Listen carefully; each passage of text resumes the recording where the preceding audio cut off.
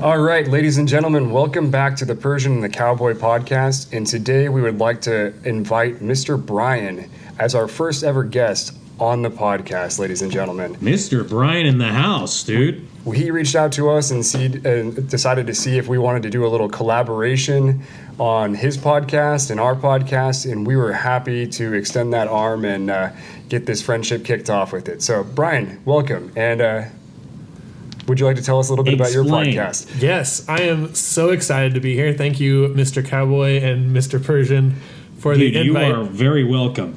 Yeah, we just recorded another episode for my podcast, which is called the Be a Friend podcast. The mission of the podcast is to encourage and inspire people to end loneliness for someone else by being a friend. And so it's kind of like, as my therapist friend, also known as my therapist, once said, that if you want to make a good friend, you have to be a good friend. And so on the podcast, we share stories of people showing up for their friends. Awesome. And, I like that. And how many episodes are you up to now?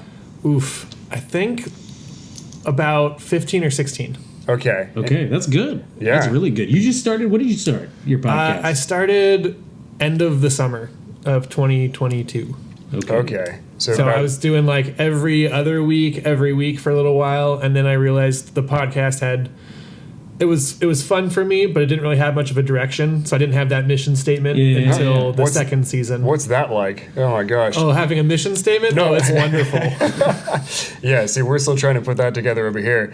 We're just aimlessly wandering about trying to figure things out as it goes along, but well, we have to do this. The great film with Tom Cruise, Jerry Maguire, which I believe he was nominated for. It's actually Oscars week, by the way, but I believe he was nominated for an Academy Award for that film for his performance, but he came up with a mission statement on how to become an agent. And I think we all need to pull a Jerry Maguire. Our friend Brian here, Mr. Brian, has given us a mission statement. Earlier today we were talking about this, but I think we need to write a memo like Jerry Maguire and come up with the actual 80-page memo on our podcast. Everyone loves to hear you talk about Tom Brady, but I don't think the sports market is really ours to No, but I'm talking about the Jerry Maguire mentality on how to come up with a mission statement, and just pulling an all-nighter with a pizza like he did in the film, and also having some alcohol, you'll do big things. You gonna put some sausage on that pizza, some? Yeah, we're gonna go with a nice Italian sausage, sweet Italian sausage, a nice girthy size, but it's gonna be chopped in quarters. It's gonna be good for the pizza.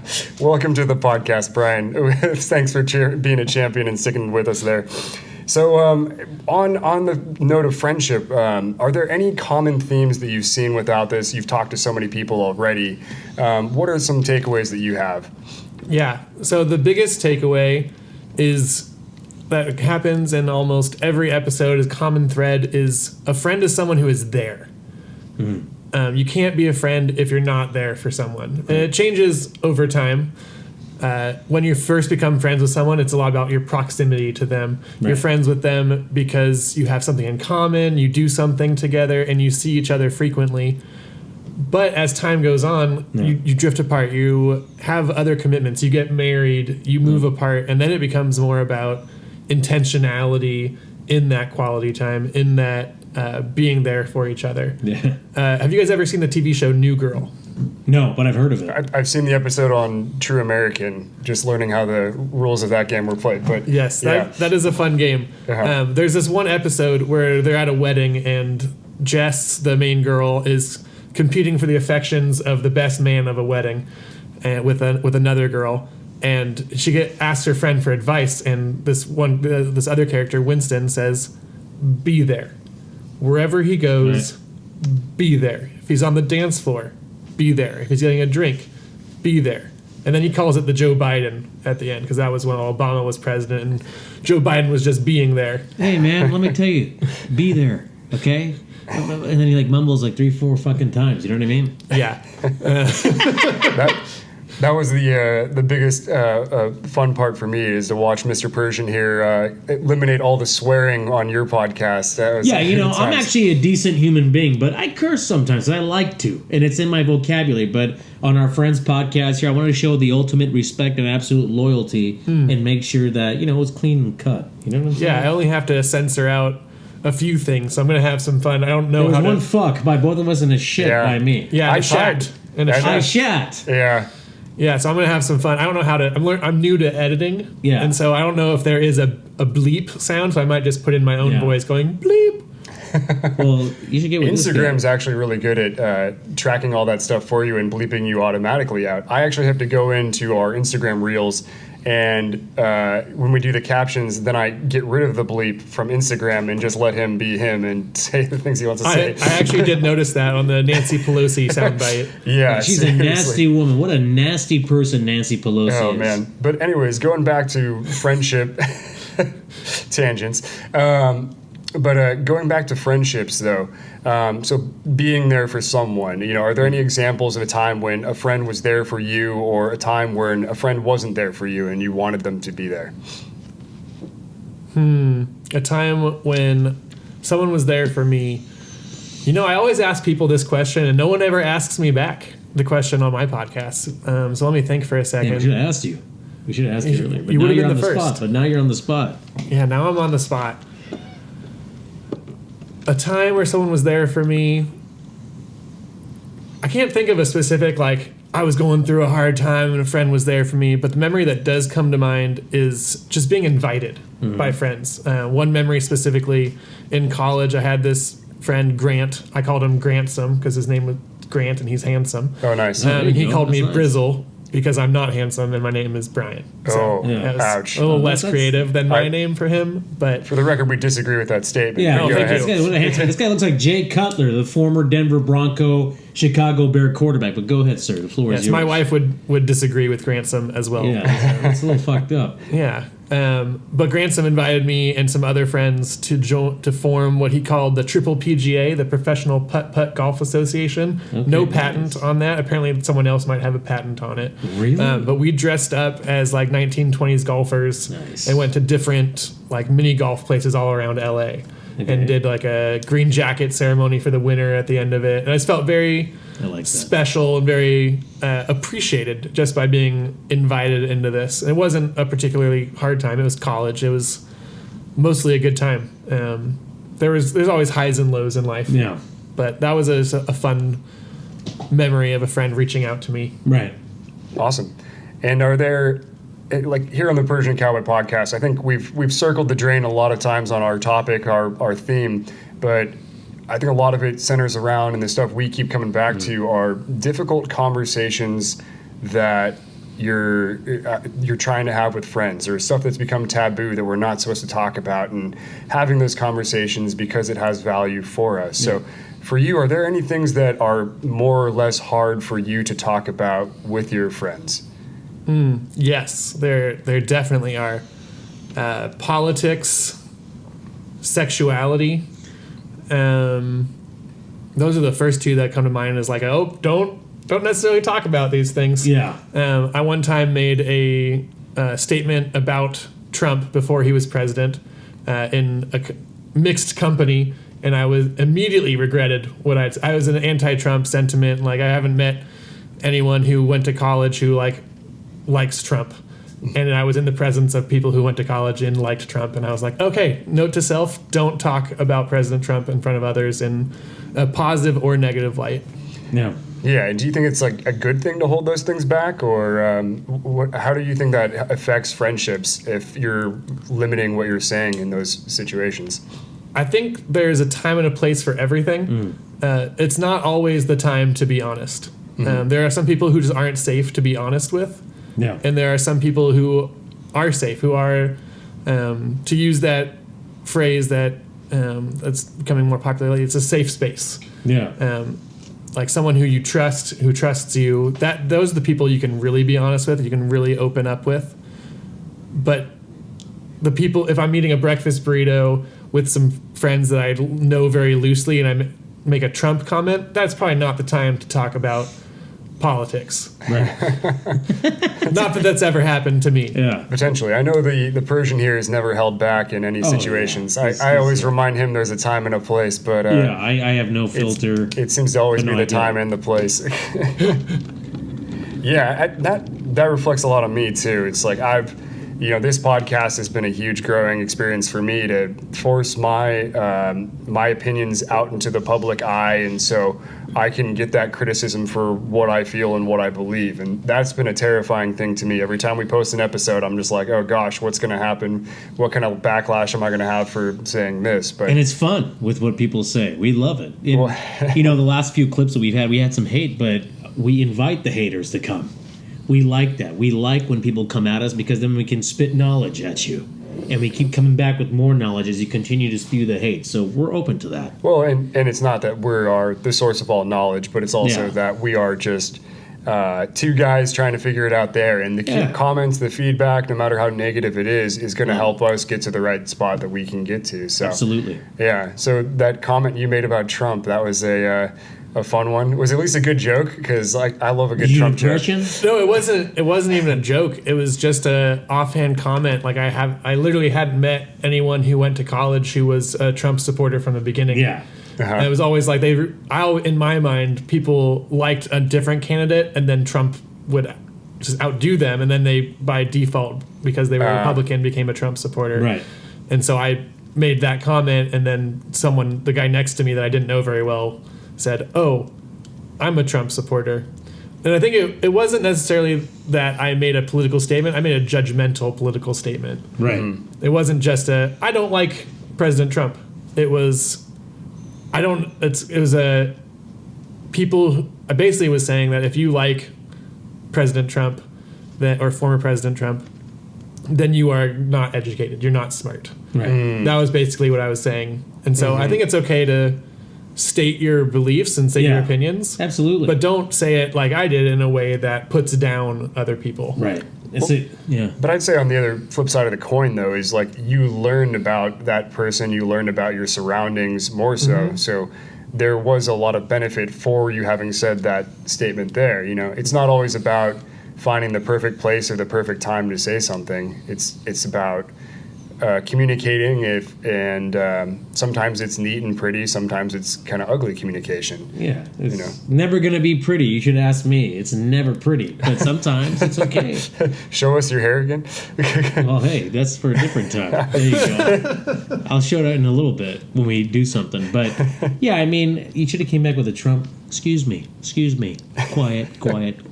You should have done that to the guy. Yeah, you should have made fun of his hair. Yeah.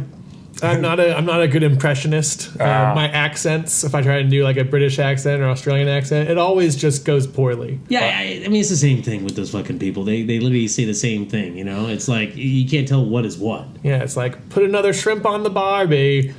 I cannot do this perfectly, but let me just say that Donald Trump has amazing hair. Or, like, if you're doing an Australian accent, you said an R at the end of words, like, my portfolio. Australia. They go like that. But no, I know what you mean. And it's a tough world, because you can't say what you want to say anymore. You have to be very careful nowadays, because people come at you on both sides of the angles. But the whole point of our podcast is to reinvent the wheel again, to have those tough conversations with everybody, and to make sure that everybody can talk and feel free in a collective. We may not all agree on the same thing, but we're open to having tough conversations about different things. So we need to get back at that, because that's not happening these days. Yeah, I agree. We can't do it. But let me ask you this, my friend. Okay. We are going to our next topic, a topic of a great interest for everybody is religion. Let me ask you, if you mind sharing, what is your religious background, sir? Yeah, my religious background is non-denominational Christian. So that's Protestant. And I grew up going to a church that ended with Bible church, the location, and Bible church. Mm-hmm. So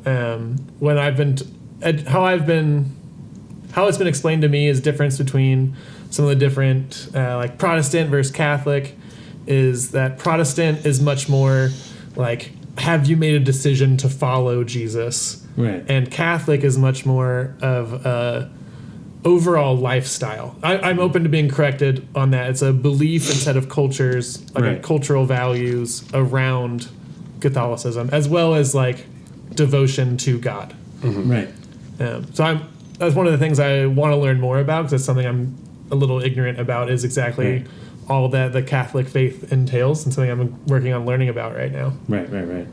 When did you have your moment with religion? When did you start getting interested in religion? Was it a family upbringing, or was it something that you found on your own? What was it like? Yeah, it was a family upbringing, and then the older you get, the more you have to make your faith your own.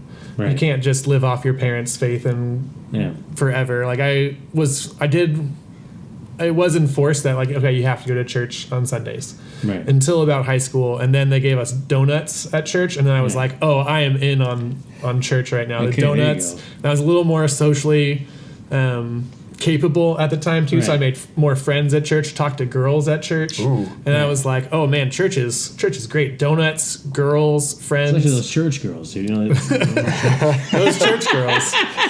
What kind of donuts were we talking about? Chocolate? All of the above. Cream filled? The cream filled donuts. The cream filled donuts. I don't mess with cream filled donuts. I don't trust them. There you go. You never know what's in there, dude, what people are doing with them. Faith alone, man. I like that. And you know, who's also a man of God is the cowboy. The cowboy is a religious man. Mr. Cowboy, where do you see yourself in this? What is your religious background? Yes, kind of the same upbringing as that.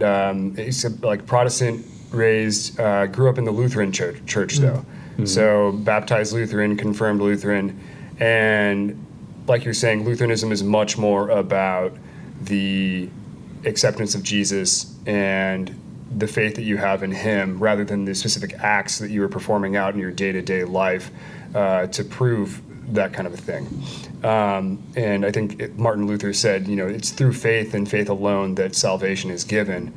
And that's kind of the mantra I have. And that's what I'm saying in the back of my mind all the damn time. Every time I get nervous, every time I get scared, every time I'm trying to do something that I know is the right thing to do, but I'm terrified to do it, it's just faith and faith alone, faith and faith alone, faith and faith alone, faith and faith alone, going in the back of my head constantly. So that's the refrain I try to live by. And to the Catholic's point, I mean, there is the flip side of that. If you do believe that Jesus Christ is your Lord and Savior, and that his teachings are valuable and worthwhile, and he wants you to have the best life that you can live, then it makes sense to follow the practices that he laid out in front of you. Do the things that are right for you. Love your neighbor, go through all of those things. And so the acts are important, but it comes through faith in Jesus Christ, not necessarily in I'll do these acts, and then because I'm doing these acts, I will be rewarded with eternal salvation. But so that's kind of my 22nd upbringing and 1,000-foot belief, like view of my beliefs.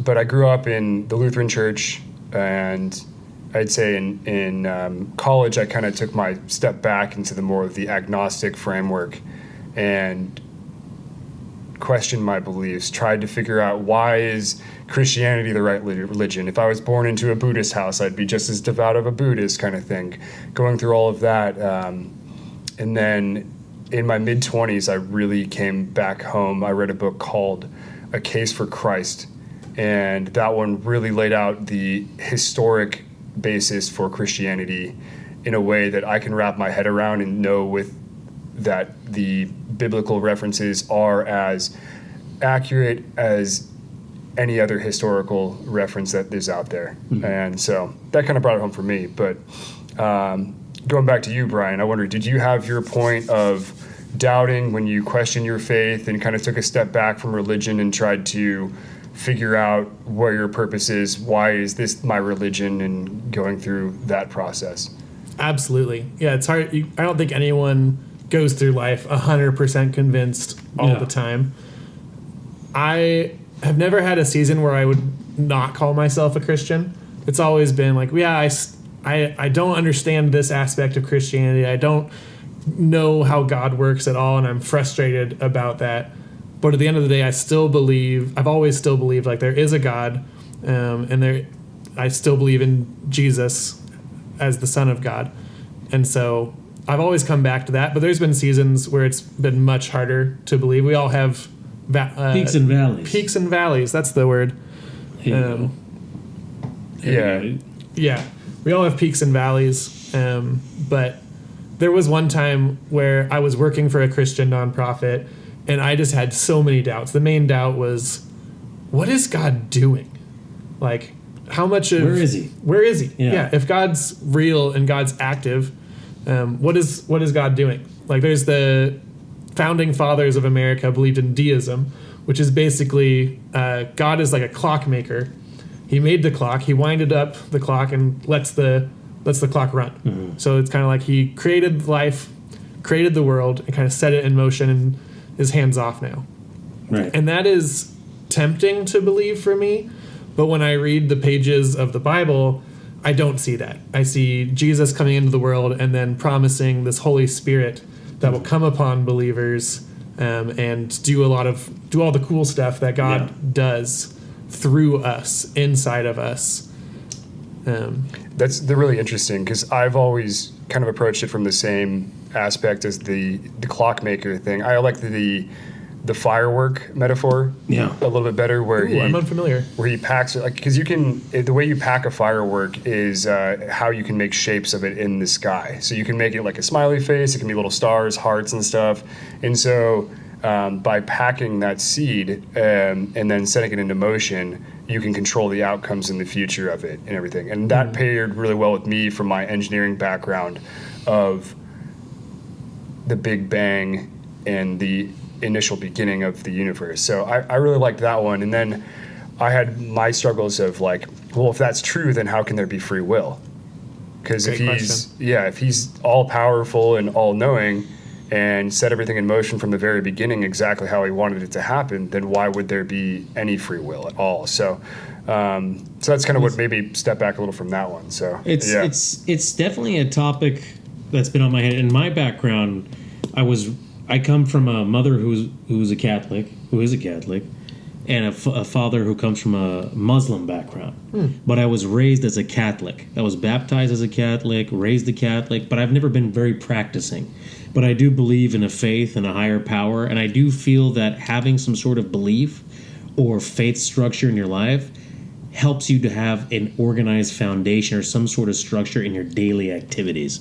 Because without some sort of belief or faith, you're kind of like a lost soul almost. You have to have a purpose, and you have to believe in that purpose. And for me, my religion, basically, even though I have respect for all religions, my religion is being a good person, being a good neighbor, being a good father, being a good husband, being a good friend, committing good acts from time to time, giving from time to time. That's the main thing. Sparingly. And to also do good deeds, because I do believe in karma. However, I had an existential kind of thing believing this, because I'm like, what is the point of all this? Why are we here for such a limited time? Like, how are we? My belief is this. I believe that human beings, we were formed by an entity, whether it be God or an, other intelligent life.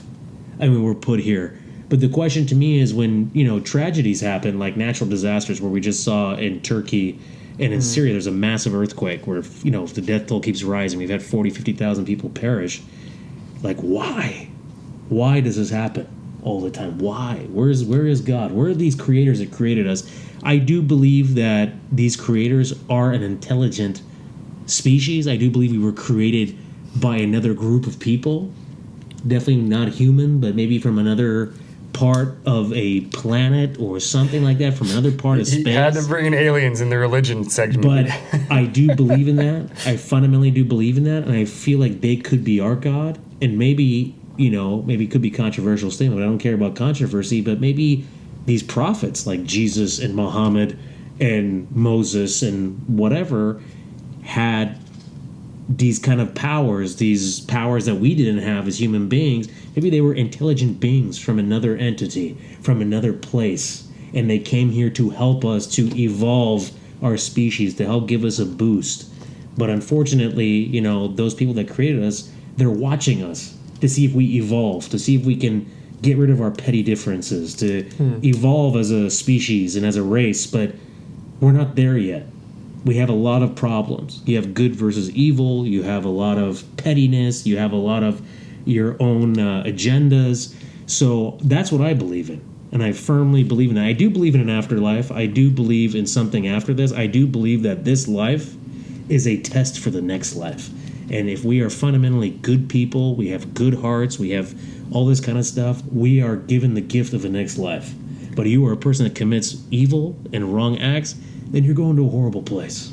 So, speaking of free will versus determinism, right there, you know, people often ask me all the time, Kevin, did God just bless you with this fantastic beard, or was it something that you had to work for? And let me tell you right now, You have a nice beard for. I know, and I'm gonna use that as a transition into the words from our sponsor. But no, this is not. I had to work for this thing. It was crazy. But it's very full. I like that. Well, thank you, sir. You have a fantastic beard yourself too, and Mr. Brian, that head of hair is quite impressive. Oh, look at that thing. Thank you. No facial There's like hair no to balding. speak of. You look at my hair. Look at this. It looks like the fucking surface of the moon. It's disgusting. And I think our words from our sponsor are going to help you out with. I Mr. need some Persian. help. I'm tired of wearing hats all the time. Is your hair driving you crazy? Are you not able to grow out those beautiful locks of hair? Is your hair always too dry or too oily? It might be time to update your hair care production. So, I think for me it might be too late, but I'm going to give it a shot. It's worth a try.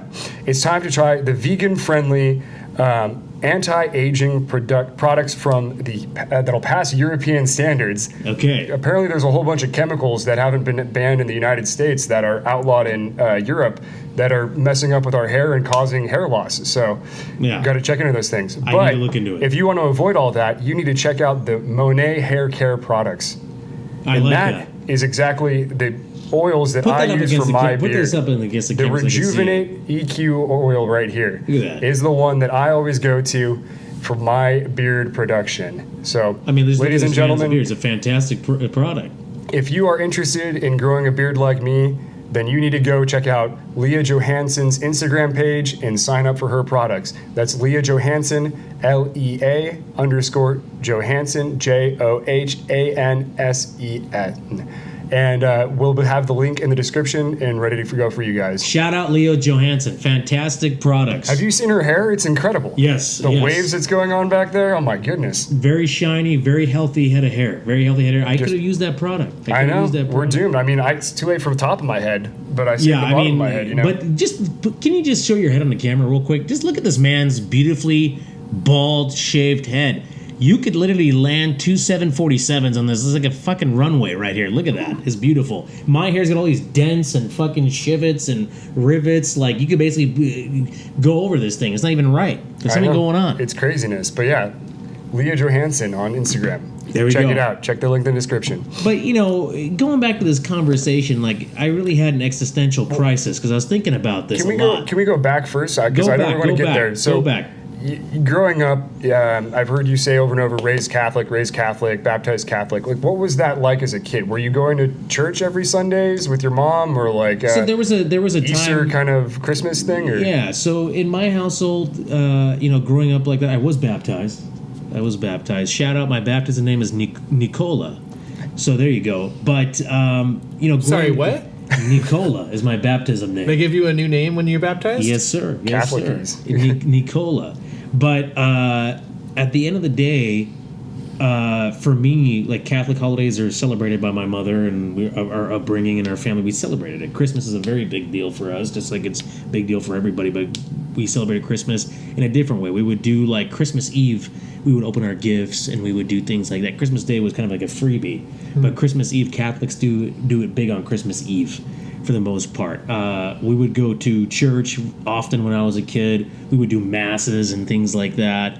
But then when I got to like late childhood, like into my teenage years, 11, 12, it kind of died down. My parents got older, and I kind of lost track of that. And I also got obsessed with football, so that kind of infringed Sundays. You know what I'm saying? I was on the couch watching football there, but that's kind of the deal. But we were raised... Any, like, Sunday school or stuff? Or? We never did Sunday school. That's kind of... So Sunday school was something I never did, but I knew kids that did go to Sunday school, but we never did Sunday school. I never did it, and I wish I would have done it. It would have been nice to hang out with other kids and kind of understand the foundation of this religion, to understand the ins and outs and what the beliefs are, but that was just something that never happened. But, for everybody it's different.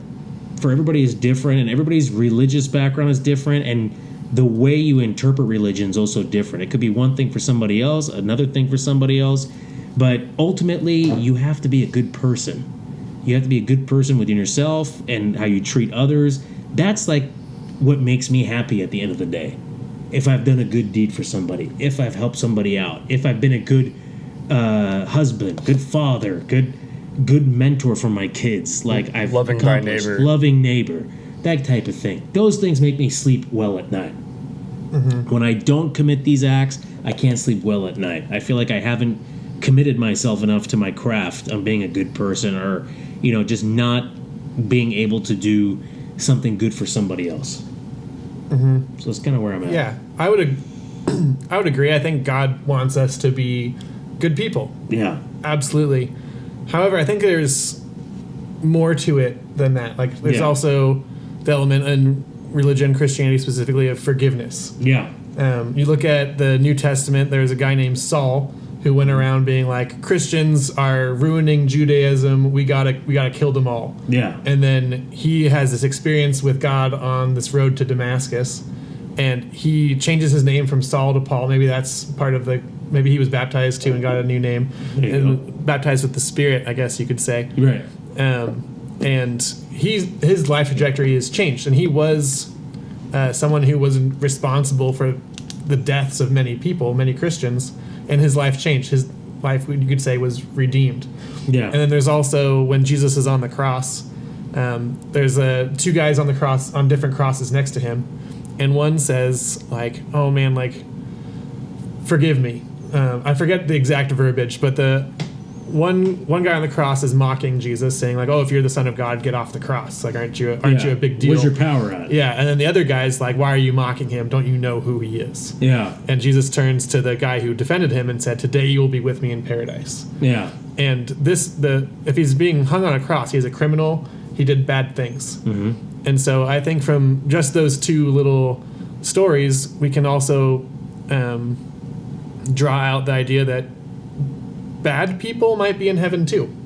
Yeah. Well, People who do bad things. And so, again, I'm glad I'm not in charge. Yeah. Let me just say that. I'm glad that I'm not in charge because I would abuse my power. This guy knows for a fact. But, I mean, you talk about this. Like, for instance, Judas, right? That piece of shit. He fucked over his boy Jesus. Let me tell you something. Can you tell us the story? If somebody fucked me... What, about Jesus and Judas? Yeah, can you? Yeah, listen, in dude. your words. In my words, you want the X-rated version? So all I know is this. Jesus, what a great guy. Tremendous human being, and he got fucked over by one of his best friends, Judas. And Judas fucked him over, and the Romans basically came after Jesus. I mean, you can back me up here. I don't have all the facts, but basically Judas was a piece of shit. He was a dishonest person. He was a motherfucker, and he basically screwed over his boy Jesus. And basically what happened is this. He got his boy killed.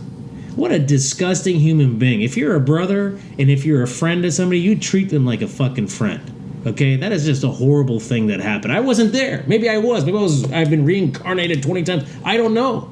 But what I do know is this. Okay, Saul. You don't fuck over a best friend like that. You don't fuck over your boy. That's fucked up because he ended up dying and he wasn't just killed.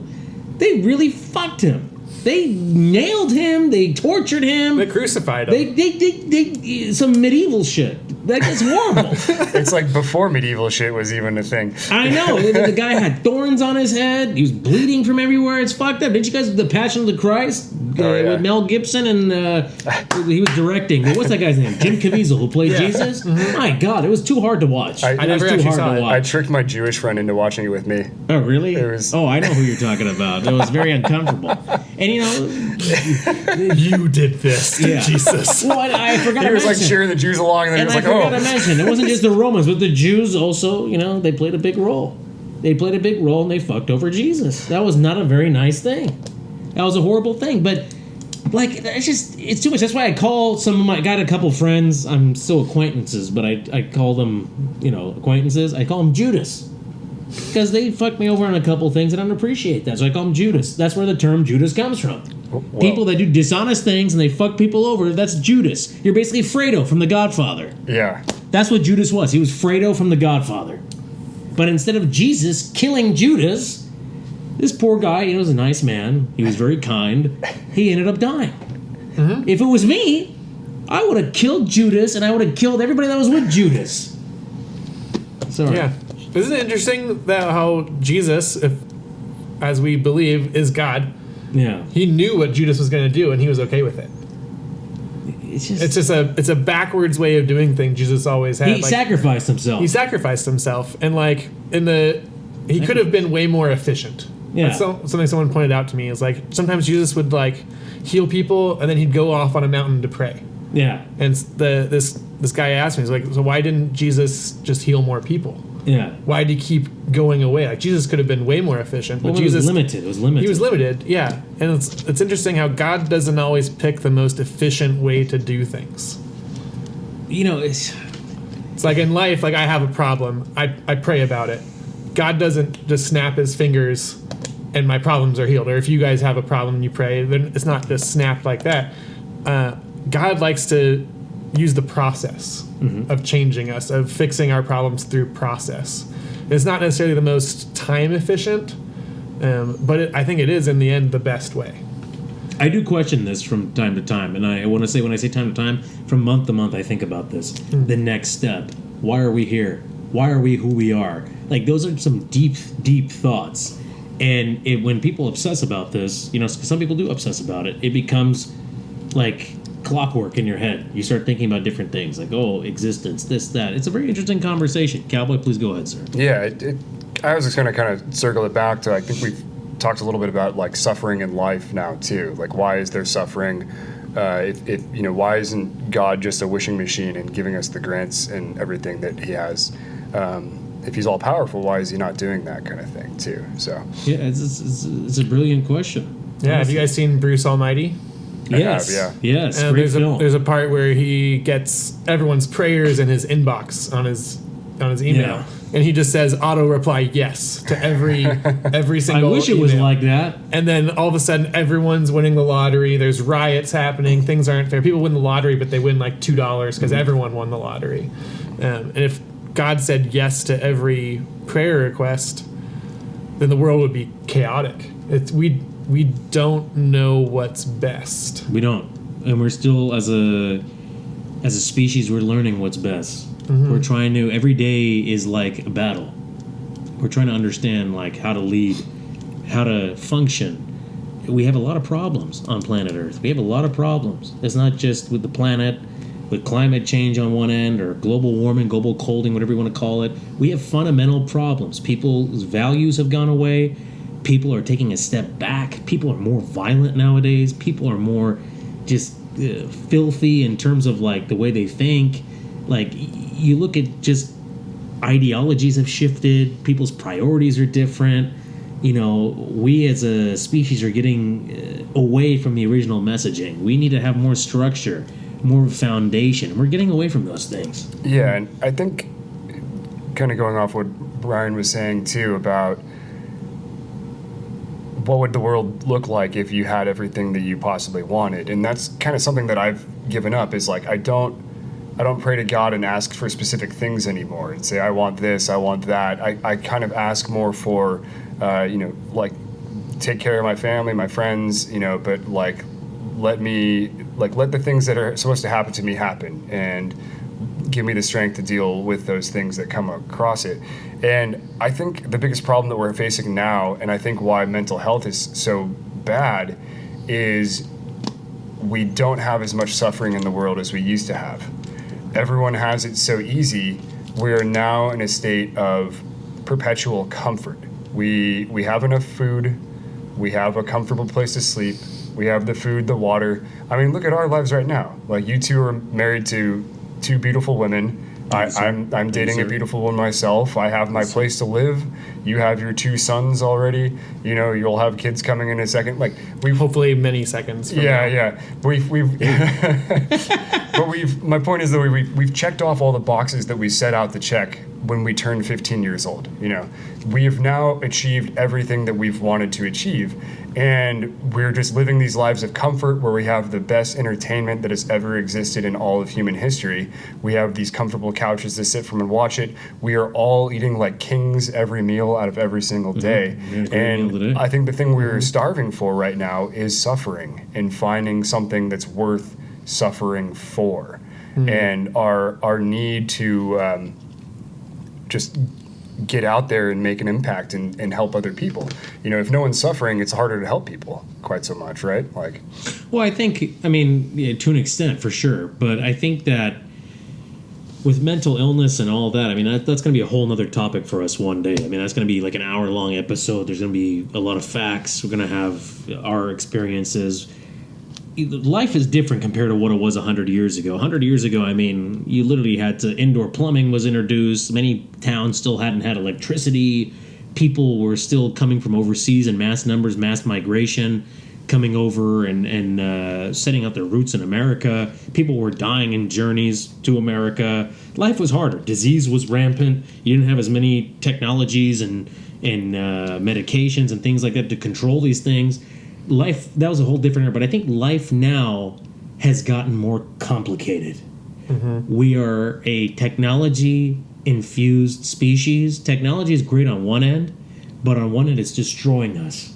Whether that's militarily or whether that's just our daily lives. We're constantly on our phones, like with social media, for instance. I blame a lot of mental health on what people are seeing on social media. You see people basically posting something about themselves.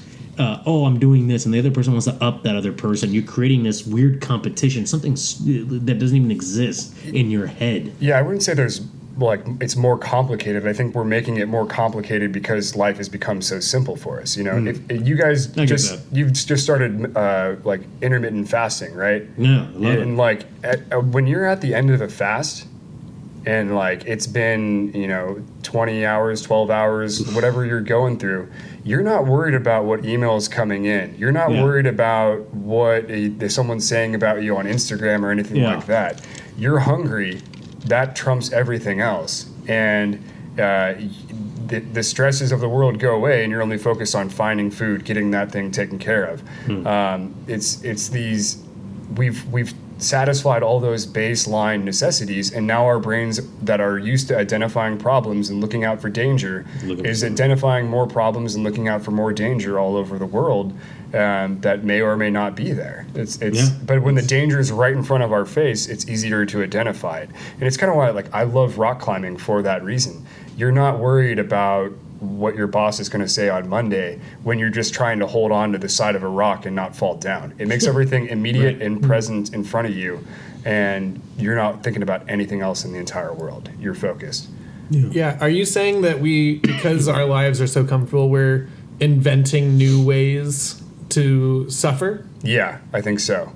Intentionally or unintentionally? I mean, it's just built into our brain, I think. Yeah, unintentionally, because our brains are problem-solving things, and if there's no problems to solve, it's going to find other problems that may or may not exist. And I think if we're stressed out about problems that don't exist, then how can our brain even comprehend that? And that might be the source of mental health issues coming from there. If you're chasing a ghost that doesn't exist, then you're going to go insane. Well, I think with mental health, for sure, I agree with you there. There's multiple different complexities to mental health. Combination of, what the cowboy was saying, and also you have the whole environmental factor, you have the whole genetics, you have addiction, you have different layers to mental illness. But what you said makes a lot of sense too. And is it going to get better? I don't know, but we as a species, we have to start working on this stuff, because eventually it's going to get to a point where things are going to get worse and worse and worse. And especially now, as a species, we're at a pivotal point. We're going to the next level technologically. We have grand aspirations to go to space travel. Our medicines are getting better. We're doing all these things. But now, with technologies and countries that are advancing, we're going to have more conflict, more than ever. We're going to have a lot of problems with food and water in the near distant future with the way the climate stuff is going. So more than ever, structure and foundation is going to be important in our daily lives. Some sort of faith and belief is going to be important, because we're going to go through some dark times in the next few generations, and it's starting to happen now. This is a huge test for our species. Are we going to survive this? Yeah. What are we going to do? I can't remember which philosopher or who it was, but someone said that if we ever did achieve a utopian dream that we would get so bored that we would tear it all down just to make something interesting happen. And so, maybe we are getting closer to something like that. Maybe we are getting to that point where we're out of problems and we need to create our own problems. So, but I want to steer it kind of back to religion, and I think it's people lose track of what real problems are, and there's only 2 real problems in the world, and this is biologically driven, that we want to reproduce and we do not want to get kicked out of the tribe. Those are our 2 deepest fears that we have. And because of biology, if we don't reproduce, people that didn't care about reproducing, they dropped out of the gene pool a long time ago. And then people that got kicked out of the tribe, they died off and probably didn't reproduce either to pass on their genes. So it kind of comes down to the point of, are we going to have, every fear stems from those 2 things, fear of approaching a woman, fear of someone being mad at you, fear of confrontation and those kinds of things. So it all comes from that. But I think if people put it in perspective on what their real problems are, finding food, finding shelter, having oxygen, water, supplies, it's a good temperature, and then they'd be okay. And but people lose track of those realities. Go to that deepest truth from there. So we don't have this kind of thinking. I mean, many people do, but a lot of people don't either, because we're so wrapped into our daily lives. We're so materialistic, and we're so trying to chase the next high on what we want to do. We don't sit down and have these conversations. We don't think about these things. And at a point where we do think about it, it might be too late, or you're at a certain age where, wow, I never really thought about this, but it's very interesting. So we need to open this up more with people. And going to your point earlier, Mr. Persian, about being a good person is your religion. How do you define what good is without having a religious basis to put that standard upon? Because you go back through history and look at the ancient Romans. They would, slavery was rampant. Pillaging. Yeah, they'd go and take over the town next to it, take all their stuff, and bring it back over and say, "Hey, we're good." Yeah. Slavery was rampant, and then they would they'd make they'd make a mockery of their enemies and publicly execute them. Yeah. Look at the crucifixions all going through there. So it's where does the morality come from? Yeah. Well, for me, I think I'm an idealist, and I have it in my head that the acts of goodness that you do, the other person will replicate it eventually. And for me, being raised in my household, I had on one end a mother who is somewhat religious, and then a father figure who is very secular, who's very, he taught me, always be a good person, always do this, but he never really had a belief. But at a young age, I would do these things, and I would always say to myself, I do think that the basis of my belief does come from religion, but at the same time, I don't follow the exact scripture or the exact teachings. But I do think that doing a good deed a day for somebody, or doing a good act, whether it's a donation, or it's helping a homeless person with food, or if it's giving, buying a Girl Scout cookies from a Girl Scout or something like that, or something along those lines, or telling your wife, which you should always do, but tell your wife, you're very beautiful. Giving, those words of kindness, helping your children with something. You should always have goodness in your heart, because somebody will pay that forward. Starbucks, this thing that was going on at Starbucks, people were buying somebody drinks in front of you. That was a trend. I started doing that. I bought the next person behind me a drink. And then, I felt very good after that, because one guy did it for me. Then I started doing it a couple times for other people. So my thing is, you spread the goodness and the love to other people. Eventually they will understand to do that, and it will spread like a virus, a good virus to have. And eventually people will see goodness, and we will continue to do good acts and good deeds. So there is literally the war on this planet. The one thing is, we have a war, good versus evil, evil versus good. That is what I see every day. That is what I see, and I'm trying to teach other people to do acts of goodness and kindness to one another. Like, for instance, we talk about friendship. An act of goodness. Good thing. Is to call a friend. If you haven't heard from your friend in a couple of weeks, maybe you should give them a call. Pick up the phone, give them a call. That's an act of goodness, because not only are you doing it for yourself to feel good, but you're also checking up on your friend to see if they're good mentally, physically, they're healthy, how are they doing, and you set up a plan with them. Those are the kind of little things that you can do every day.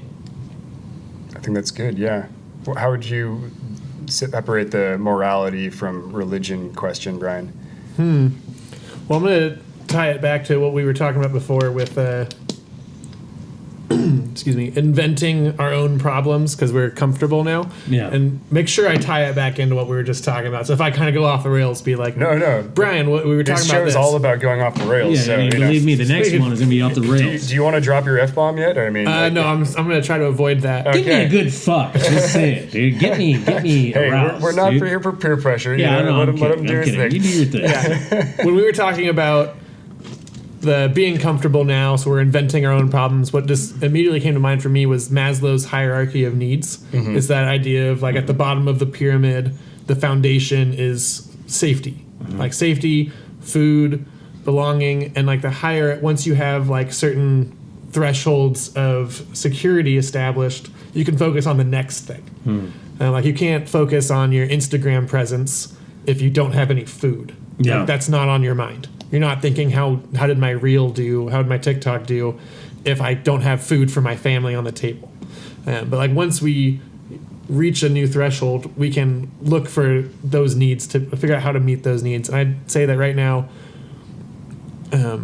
we're trying to establish self-esteem. We're trying to establish like our sense of self. We're trying to establish these more transcendental ideas of like, who am I? How do I thrive? I don't want to just survive. I want to thrive. That's a common, I haven't heard people say it in a while, but I have heard people say it. Yeah. I like that. And so how are we thriving? And it, like our, I was going to tie this back into religion somehow. But it's like, what's our foundation for like, what does thriving mean? What's our foundation for how we treat each other? Yeah. And I think a lot of us have different foundations, or we may all agree upon be a good person. Yeah. No one's going to say, no, you should be a shit person. Yeah. Everyone's going to say, no, be a good person. But then what does it mean to be a good person? And in Christianity, one of the tenets is sin. Sin is in the world. And to give a short, you could probably ask 100 different people, what is sin? You probably get 100 different answers with like slight varieties. My favorite answer for what is sin is the brokenness in the world that affects the decisions we make and that affect others, and the decisions others make that affect us, and like kind of the brokenness within us and the brokenness within society. Basically, I've heard sin also as an archery term. If you are shooting for the bullseye and you miss the bullseye, that's called sin. You miss the target. And so in life, because of our brokenness, we're missing the target. And I was going to tie this back in, but now I'm spacing. I asked you before I started. It's a Chick-fil-A. Tie this back in. My question was, how do you separate morality from religion?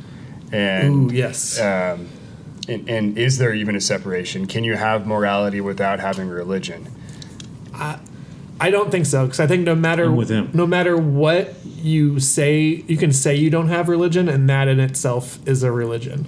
If you identify as Christian, Protestant, Catholic, Buddhist, Muslim, fill in the blank religion, or like you're into crystals or you're into whatever, you still have some guiding principles within that. One of my friends pointed out earlier on one of my other podcast episodes is that he identified as like someone who's trying to manifest things and speaking things into the universe. And now he's a Christian, and he realizes that he was basically seeing himself as having some sort of divine power to be able to influence the universe by speaking it into existence. Like he was trying to make the Chinese national team for lacrosse. Okay. And he was like, I'm gonna do it. And then he got COVID for like long COVID for like months, and so he wasn't able to make the Chinese national team for lacrosse. And now he lives in the Bay Area. I forget what his job is now, but cool guy. Nice. All that to say, we all have different foundations of what is moral. And it's hard because I also believe we're broken. How do we know what is good? We kind of have something to aim for. And in Christianity, I think we're aiming for, this is going to be hard to put concisely. In Christianity, we're aiming for perfection, but we're okay when we don't reach it. Mm-hmm. We're aiming to be like Jesus, knowing we will never actually be fully like Jesus. Mm-hmm, mm-hmm. Jesus is the shining star, the shining example, but we'll never hit Jesus quality people. Mm-hmm. But we have a little bit of Jesus. We have that Holy Spirit inside of us if we believe in Jesus. And so we can do what God wants us to do. I believe through the Holy Spirit, through God prompting us of what is good in the moment. Mm-hmm. And we still miss it. That's the downside. Like, we can still get it wrong. Well, and I think that's why failure is so important in society, and to just personal development. You need to fail over and over and over again to learn. Get used to it. You know, it's not a big deal. I mean, failure's a good thing. It's a great thing. Yeah, I'm glad I failed so much as a kid growing up. Glad I failed statistics 3 times and passed the 4th. Hey. That's like me in Spanish class, man. Yeah, there you go. Oh, man. But I really like the term. I love the archery metaphor for sin too. You've missed the mark, and it's fine because like it almost implies that you are fallible and you have human error built into it. Because even the best archers are going to miss the bullseye a lot of the time. And if you are hitting the bullseye every single time, maybe it's time to move the target further back and try something that's a little bit more challenging to do something else. I also like the metaphor of that gets put into children's stories and the fairy tales of wish upon a star, where you see the star up in the heavens. It's this beautiful shimmering ideal, and if you shoot for the stars, then you can achieve great things within life. Mm-hmm. And there's a passage in the Bible about the lilies of the field, and something along the lines, they need not toil, they need not get upset about that. They're not worried about the clothings that they're going to be wearing. You know, God is going to provide for them, and that's just the grass of the field that's going to be thrown into the oven later on. So don't worry about those little things that you have going on in your life. Mm-hmm. If you just keep striving for that ideal, if you keep working towards this one goal that you have, eventually you're going to get there. And you can just forget about all the other little problems that you have in your world. If you just focus on the greatest good that you can think of, if you look at that star and you focus and aim for it and forget about everything else in your life, everything else in your life will fall together. As long as what you're aiming for is the greatest good that you can conceive of in itself. So going back to trying to be like Jesus, that's the one that people use all the time. And if you aim for that and you strive for that, everything else, all the little problems are going to be taken care of. You're not worried about what people think of me when I'm eating this fancy thing. I don't need to take a picture of my food right before and post it on Instagram. Yeah, it's too much. Yeah. I used to do that. I don't do that anymore. It's just... Or sunsets. Yeah. Sunsets, I mean, yeah. I'm with you on the sunsets. It's like, okay, I'd rather take it in and look at it and enjoy it. And I think without religion, everyone's going to invent their own religion. I think your God is what you believe in deepest. And if you believe that the Republican Party is the party of the angels and the saints, and it's the one true party, and everyone else that believes differently from me is evil, then you have a religion. Mm-hmm. It's just that you're a Republican Party. Same thing if you flop it over the other way. Democratic Party is your team, that's your God. Everyone else that believes differently than me is wrong. Veganism, the carnivore diets, like everything goes into it, like where people just get attached to these ideas and their whole life gets built around it. But the problem is it's a fleeting thing that you're trying to build upon. Yeah. And if more research comes out saying, well, actually this diet's better than that diet, but you've put your whole meaning and your whole self and your whole belief around this one idea, you're going to fight tooth and nail to ignore all the other data that's coming out about what could be better. Right.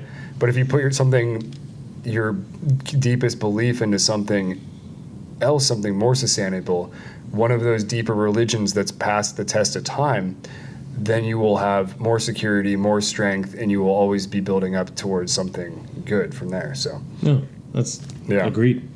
100%. 100%. Yeah. That was a very deep conversation today, folks. I'm in deep enlightenment. I'm thinking like no other. I'm thinking clear again.